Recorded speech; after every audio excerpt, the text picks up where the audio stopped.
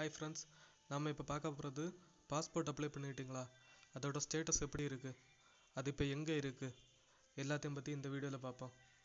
அதுக்கு முன்னாடி இந்த சேனல் சப்ஸ்கிரைப் பண்ணலைன்னா சப்ஸ்கிரைப் பண்ணுங்கள்.